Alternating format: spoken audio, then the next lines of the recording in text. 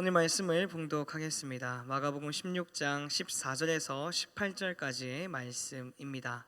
거룩하신 하나님의 말씀입니다.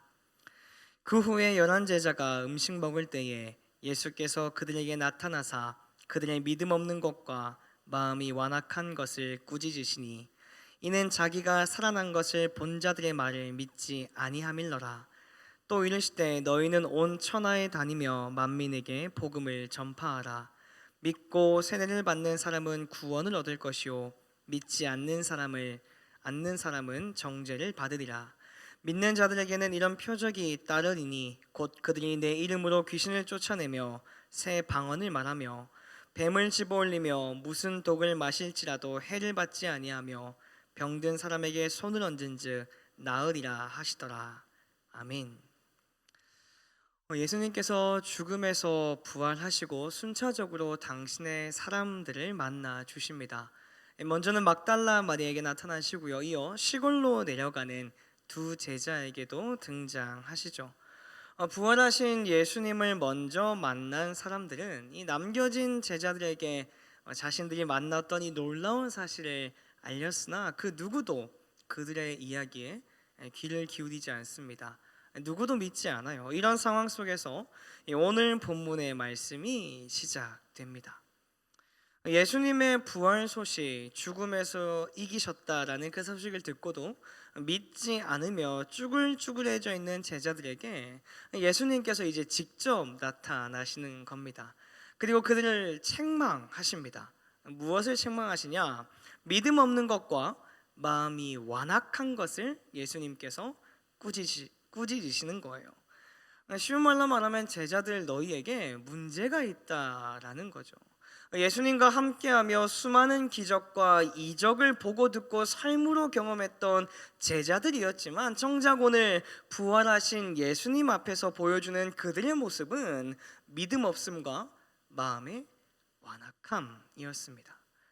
보통 이런 문제를 지적하시면 해결할 방법에 대해서 가르치시거나 화가 나셔서 문을 닫고 박차고 나가시거나 이 둘 중에 하나를 하셔야 될 것 같은데 오늘 예수님께서는 전혀 다른 이야기를 하십니다. 좀 뜬금없는 이야기를 하시고 계세요. 15절 말씀 현대인의 성경입니다. 그러고 나서 예수님은 그들에게 이렇게 말씀하셨다.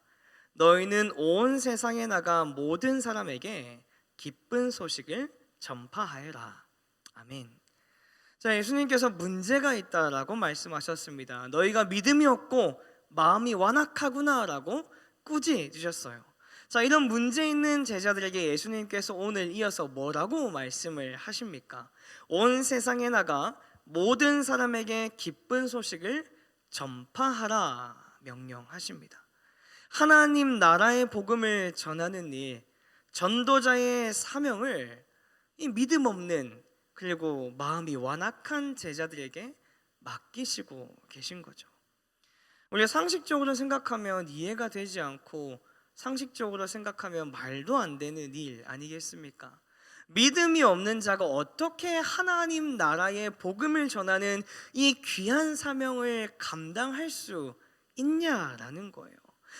마음이 완악한 자가 마음이 딱딱하게 굳어져 하나님의 말씀이 뿌리 내리지 못하고 성장하지 못하고 열매 맺지 못하는 상태에 있는 사람이 어떻게 하나님께서 맡겨주신 전도자의 사명을 감당할 수 있냐라는 거죠. 자, 그런데 예수님께서는 이런 제자들에게 분명하게 오늘 선언하십니다. 너희는 온 세상에 나가 모든 사람에게 기쁜 소식을 전파하여라. 하나님의 나라가 확장되어져 가는 일, 예수님께서 제자들에게 맡겨주신 전도자의 사명은요 이렇게 시작되는 거예요. 나에게 믿음이 있어야 나에게 능력이 있고 힘이 있고 재주가 있고 복음을 전할 수 있는 것이 결코 아니더라라는 겁니다. 하나님의 나라가 선포되는 일은요 상식과 사람의 조건에 걸려있지 않더라는 거죠. 큰 믿음이 있어야, 큰 능력이 있어야, 내가 무언가 가진 것이 있고 내가 누리는 것이 있고 나에게 뭔가 보여지는 것이 있어야 하나님의 나라를 전할 수 있는 게 결코 아닙니다. 나에게 겨자씨만한 믿음만 있다라고 한다면 그 작은 믿음을 가지고 연약한 나의 모습, 우리의 부족한 모습을 통해 하나님의 나라가 선포되고 우리가 전도자의 사명을 감당할 수 있게 된다라는 것이죠. 자, 그렇다면 어떻게 이것이 가능하냐라는 질문이 우리에게 떠오릅니다. 이미 하나님의 아들 예수 그리스도를 통해 기쁜 소식, 복음이 시작되었기 때문에 이것이 가능합니다. 우리가 마가복음을 통해서 이 마가복음의 저자 마가가 마가복음을 통해 우리에게 말씀하고자 하는 복음의 핵심이 바로 이겁니다. 기쁜 소식.